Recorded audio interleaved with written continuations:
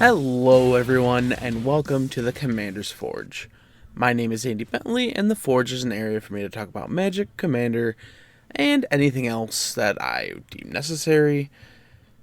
And today I kind of want to start off with a discussion that's been going around online, and that is Green's ability to produce treasure tokens. I get the side of the argument saying that green should be able to do it because green is the mana color. I get that. But I still lay on the side of the argument that green is the anti-artifact color. So it's just odd to me that they're making mana through treasures. It just is. Now, I gave that really a slide with Old Gnawbone, because Old Gnawbone's a dragon. So thematically it makes sense. Dragons like to hoard. I got it.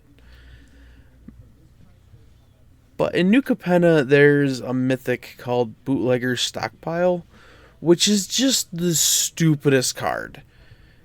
It's a green enchantment that lets your lands tap to make a treasure token. It is one more in the infinite line of, could this not be a white card? And to even go further on that, Morrow completely upended everything by saying that red is the primary color for treasures, and then green and black are the secondary colors for treasures, and blue is the tertiary color for treasures.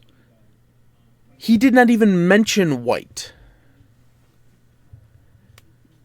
I get that people like green. Green is supposed to be, the easy color to play. I get that. And I'm not going to deny that white didn't get some powerful cards. I can't, because it's not true. They did get powerful cards. But why does it feel like white isn't just playing catch up? It's still getting further behind with what is still being added to the other colors. And it just kind of doesn't sit right with me. And honestly, that might be why a good portion of why New Capenna just hasn't been hitting for me. Don't get me wrong. It was a fun sealed environment. But I just... I find I'm not terribly interested in much of the set. And a lot of that stems from the bootlegger stockpile, the heads of the families being either underwhelming or things I just don't like the look of. And it seems just very, very much on the miss side of hit or miss. Now, yes, there are good things in the set. Like, I like the new Urabrask. I like the Jaxus card. I like that the Triomes are getting completed. And I will say there are a few legendary creatures that kind of grew on me, especially playing them in sealed, and I'll go over those more in the second part of the podcast. I just wish that Wizards would look at white and allow it to at least catch up to the other colors before it decided to push the other colors further ahead. Alright, that's going to do it for this part. I will be right back, and hopefully we can talk about something a little chippier. Hey, I just want to take a minute to tell you about my Patreon. I know times are hard for everybody, and I know it isn't easy to shuffle around bills and stuff. Believe me, I know that. But if you would like to help support the podcast and me, You can find the links to my Patreon in my link tree, which is always put into the description of either the video or the audio, wherever you're listening to it. It would really mean the world to me. Honestly, I'm just struggling to make ends meet most weeks. But that's it. That's all. If you want to help, the links will be where you can find them. And welcome back. Now, me and my cousin played in a two-headed giant pre-release event, which we usually partner together, and one of us ends up playing a heavier creature deck, which is usually me, and my cousin typically ends up playing more of a control-y deck, because that's just kind of what we both like to do, and there's usually a good way to play both. Now, for this pre-release, you got to choose a family, and your kit had a promo pack that replaced one of the packs of the set that was geared towards whatever family you chose. I went with Riveteers, and my cousin went with Obscura. And we built some pretty gnarly decks. So my cousin had a slightly more control-y, counterspell, draw cards, flyers kind of deck. And I built a low to the ground, cheap, efficient removal, get in with creature deck. And it worked really well. We ended up going 2-1-1. And the loss and the tie were both extremely close. Now, I can point out there are a lot of decent commons and uncommons in the set. And we found that the gameplay is actually pretty good for 3 colors based on a couple of lands. And those are the lands that enter, immediately sacrifice themselves and get a basic into play tapped, and you gain a life. So I had 2 Cabaret Courtyards and 2 Riveteers Outlooks, which hit, the Riveteer Outlook hit all 3 of my lands, and then the Cabaret Courtyard hit 2 of my lands, which my deck was mostly red, and then an even split of green and black. So it just kind of worked out. And then with my deck being the slightly more aggressive one, we kind of limited how many tap lands I was playing. So I ended up not playing any of the ones that enter tapped, and then you can pay a price to sacrifice them to draw a card. And I still think my deck turned out perfectly fine the way it was. My cousin, on the other hand, was playing the tap lands that he could eventually sack to draw a card, and they worked great in his deck because it was supposed to be the slower controlling deck. But when I was going through my promo pack and I looked through it, I noticed I had 2 Riveteer Charms,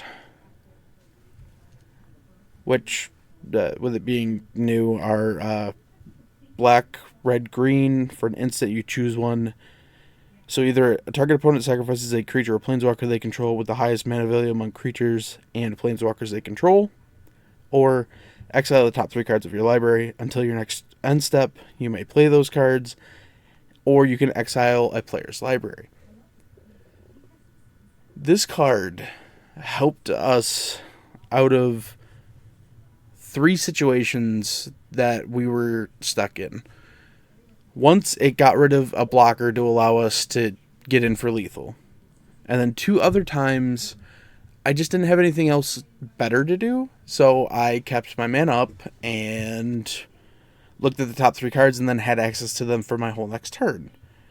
And both times that I did that, I was able to play a land and cast a spell, or play a land and cast both spells. And it's just extremely versatile. Now, on top of that, we also got Agnes, the Dragon's Lash, which is the one, and then it has either the hybrid red-black, then a red, and then the hybrid red-green. Viational Warrior 3/3 with haste, and whenever creature you control with haste attacks, create a tapped creature token. Now, Agnes was the only creature I had that natively had haste, and then I had a couple of things with Blitz. The 3/3 body was not the biggest, and it would normally just kind of get in for one attack or two attacks, make a couple of treasures, and then die, but a lot of times that facilitated me getting to my 6 drops, which I ran 2 of. And it just kind of was a great versatile creature that was also just a beat stick if you dropped it on turn 4. Unleash the Inferno was a decent removal spell that, well, it never hit like a meaningful artifact, was able to just remove something big and then destroy a treasure token. And then my removal was pretty sweet. I had a Light 'em Up, which is 2 mana, 1 in a red for a sorcery. It has casualty 2, and if you sacrifice a creature with power 2 or greater, you can copy the spell. And then it does 2 damage to target creature or planeswalker. And I think my best thing that I did with the Light 'em Up was use it to get rid of a double striker with a shield counter, because I sacrificed a creature, hit it for the 1, and then hit it again so that it would actually die. And sure, maybe I 2-for-1 to myself, but that thing would have been more trouble than it was worth, and blocking it wouldn't have killed it, so I would have lost my creature anyway. Good old Strangle, single red for a sorcery, 3 damage to target creature or planeswalker. And then I was running 2 Torch Breaths, which are X and a red for an instant. It costs 2 less to cast if it targets a blue permanent, can't be countered, and it deals X damage to target creature or planeswalker. And yeah, my deck just kind of did its thing. I would play the creatures and turn them sideways until my cousin could get a flyer or 2 on the field. And we had enough tricks that we could swing comfortably into most boards and know that we were going to come out on top. But I have to talk about the number 1 card that was in my deck. And I have to do the voice. Even though doing the voice all last night destroyed my voice by the end of the night. So his name is Mr. Orpheo the Boulder.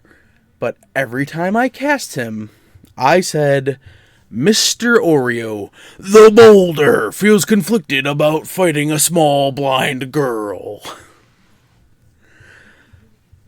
Which, to be fair, was just a talking point, and it made people laugh.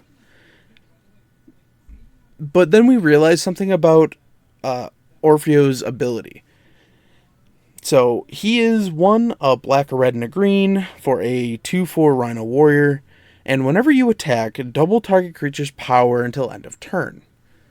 So as long as I attack, I can double any creature's power.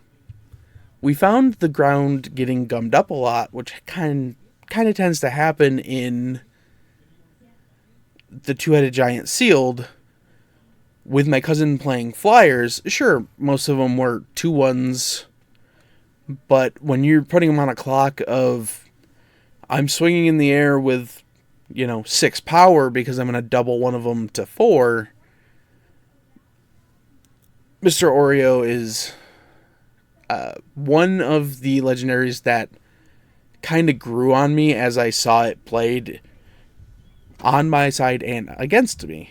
Now, unfortunately, I did not end up pulling the Urobresk that I was hoping to, or the Jaxus that I was hoping to. But in seeing the 2 legendaries I did have play, I think I might be building them. And for Mr. Orpheo, I think I already have the deck template built, because I have Tuya Bearclaw built, and that is just a Gruul Eldrazi deck. And now I'm going to live the dream of attacking somebody for 24 with an Ulamog. And yeah. Now, for Agnes the Dragon's Lash, I have this idea to just make a mono red Hasty Boy deck. Yeah, that's about it. We had a great time. I'm not doing any more events because the bank account is, well, still the bank account. That said, if you would like to help support the podcast, you can like, share, subscribe on whatever place you're listening to this. And if you would like to help grow the podcast, as always, you can go to my Patreon and my Linktree, and for as little as $1, you can say, I support the Forge. And as always, I will see you next time. Thank you for listening. All of my links can be found in my Linktree in the description below. I would like to thank Ian Foss and Cody Mulpey of the band The Crypt for allowing me to use music for my opening and ending, along with Nate and Erica Jacobs for making my original logo. And I would also like to thank Christina McNichol for creating my new logo. And I'll see you next time.